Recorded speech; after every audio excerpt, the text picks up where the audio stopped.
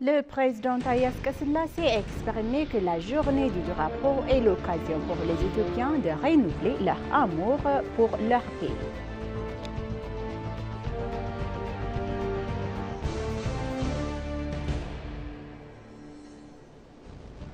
L'Éthiopie a souligné dans un communiqué que l'Égypte poursuit son approche agressive et que sa dernière déclaration confirme à ses droits historiques traditionnels sur les bassins du Nil.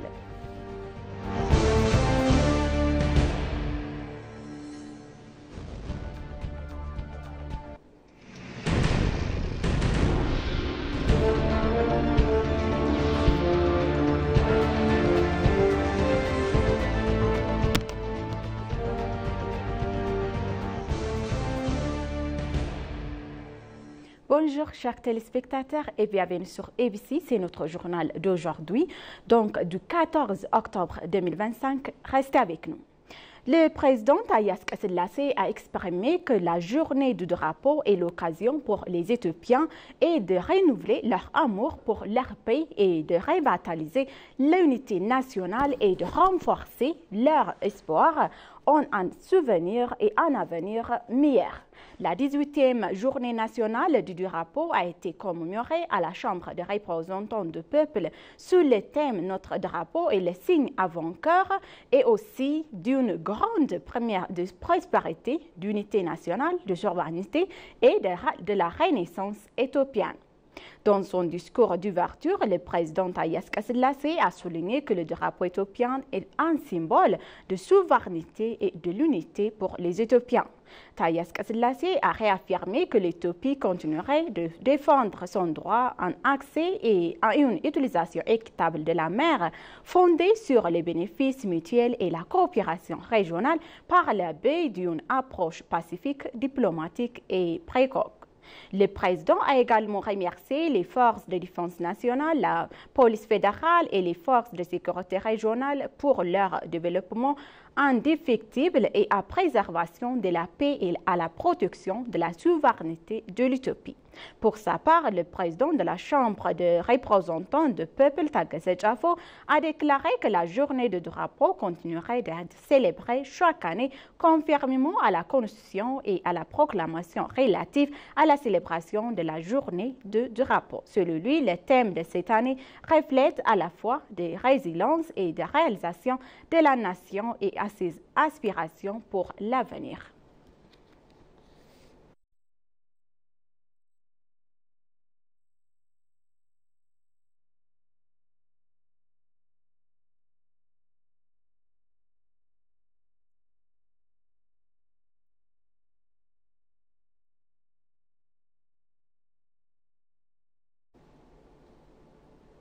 Le service de communication gouvernemental a noté que le grand projet national achevé et lancé résoudront nos facteurs économiques et réussiront notre drapeau.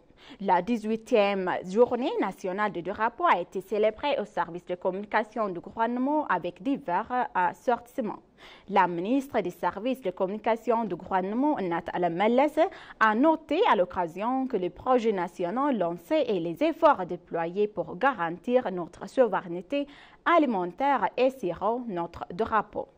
Elle a ajouté également que l'achèvement du barrage de la Renaissance éthiopienne, le début de la construction d'une usine d'extraction et de gaz et des engrais qui résoudront les fractures économiques de plusieurs siècles et sera également notre drapeau. La ministre a exhorté les dirigeants et les experts du service à assumer leurs responsabilités pour assurer la responsabilité et la prospérité de l'utopie.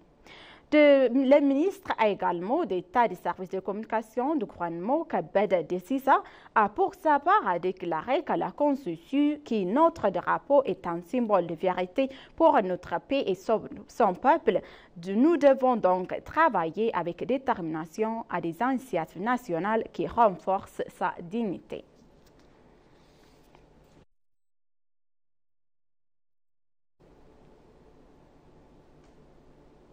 Le personnel d'ABC a célébré la journée du drapeau hier. En tant que média national, nous avons la grande responsabilité de veiller à ce que le drapeau de notre pays grande, l'Éthiopie, flotte haute et soit davantage respecté, a déclaré Binyam Areyo, PDG de l'EBC. Le personnel de l'EBC a célébré la journée du rapport en Ision et le du rapport au siège de l'ancien. Le PDG Binyam a noté que EBC travaille avec diligence pour l'honneur du rapport, les sources de fierté pour les Éthiopiens et pour l'unité nationale. L'Éthiopie, qui occupe une place importante dans l'histoire des peuples noirs, devrait redoubler des efforts pour que ce drapeau soit respecté et flotte haute. Il a également exprimé le message suivant: l'EBC devrait redoubler des efforts pour lutter contre la pauvreté et être fier de son pays, progresser vers la prospérité universelle et réaliser divers projets de développement national.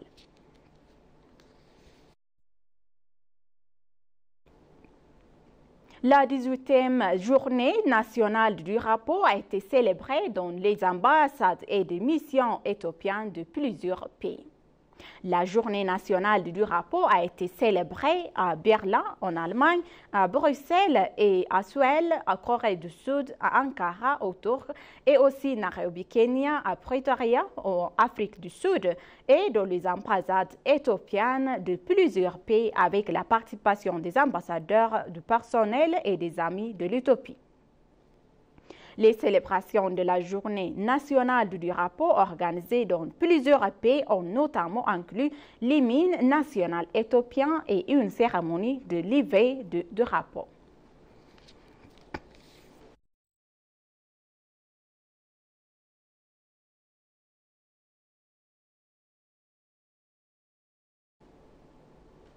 Dans un communiqué, le ministre de l'Eau et de l'Énergie a souligné un communiqué que l'Égypte poursuit son approche agressive et que sa dernière déclaration confirme à ses droits historiques et traditionnels sur le bassin du Nil.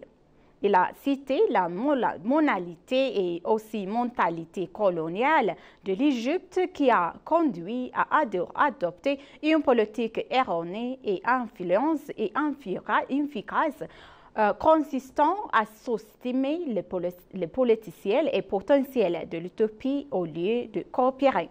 Le communiqué affirme que l'Éthiopie, qui est la source du Nil et la source de 85% des saisons, est sur la voie de la prospérité.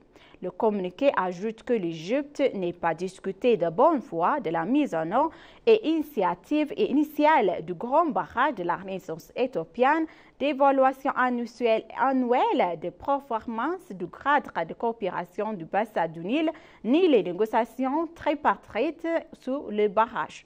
Par ailleurs, le ministère souligne que l'Égypte continue de déposer son idéologie des droits historiques et hériter les époques coloniales autant qu'ignorant les intérêts et les endroits et les droits des autres pays revient.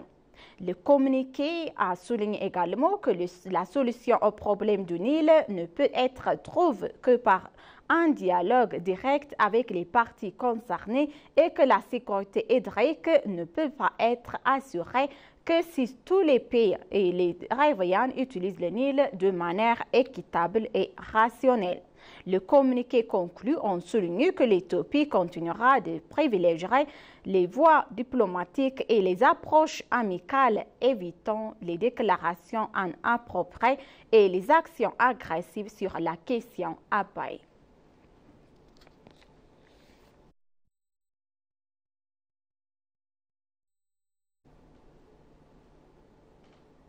Le ministre des Affaires étrangères, Gédéon Timotheus, a trouvé et étrangère de la République du Cuba, Bruno Reguier, prière, et le ministre des Affaires étrangères de la République populaire de Bangladesh et Touch Hussein sont arrivés à Addis Ababa pour des visites officielles.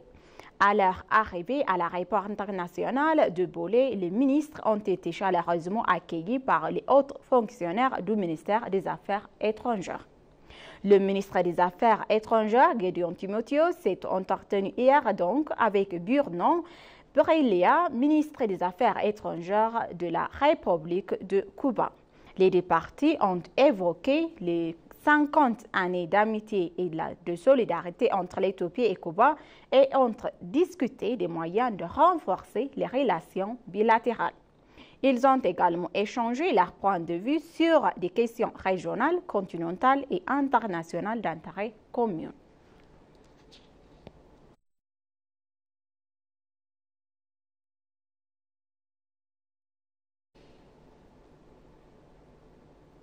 La Banque nationale d'Éthiopie a annoncé que son offre de divers et de devises continuerait de renforcer au cours de nouveaux exercices financiers grâce aux entrées de devises. La Banque nationale a annoncé que la tenue d'une tente de vente aux enchères de divers hier.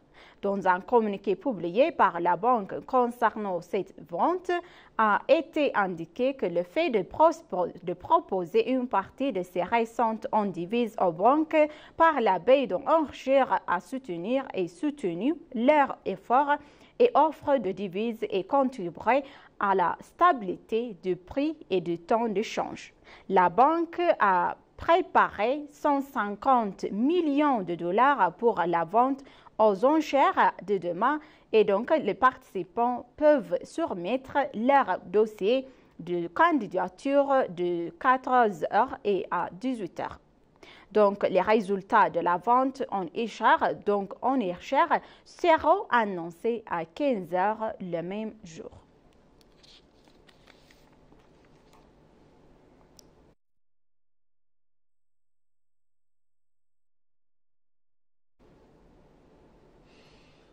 Les réalisations de l'Éthiopie dans le secteur agricole pour garantir la souveraineté alimentaire sont louables, a déclaré le président berlinien et brésilien Lula da Silva. Le deuxième forum de coopération de paix de l'initiative de l'Alliance mondiale s'est tenu à Rome, en Italie, en marge du Forum mondial de l'alimentation.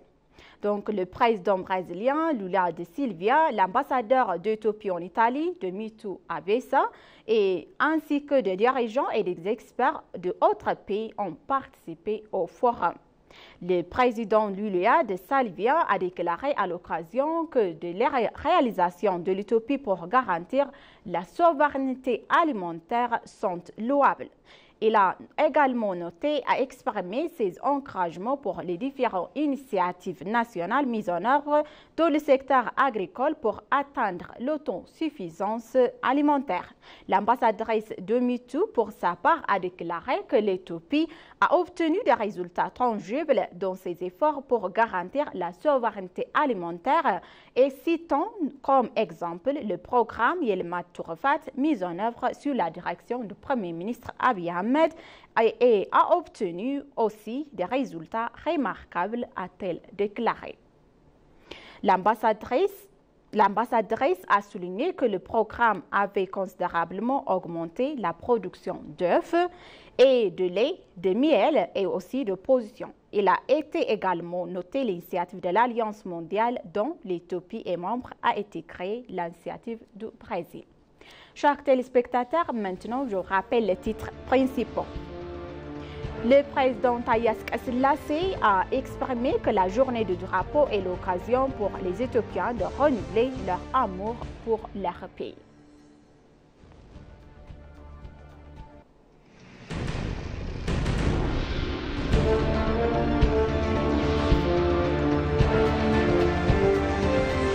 L'Éthiopie a souligné dans un communiqué que l'Égypte poursuivait son approche agressive et que sa dernière déclaration est confirme à ses droits historiques et traditionnels sur les bassins du Nil. Merci, chers téléspectateurs, d'avoir resté avec nous jusqu'à la fin de notre journal d'aujourd'hui. Je vous souhaite une bonne journée.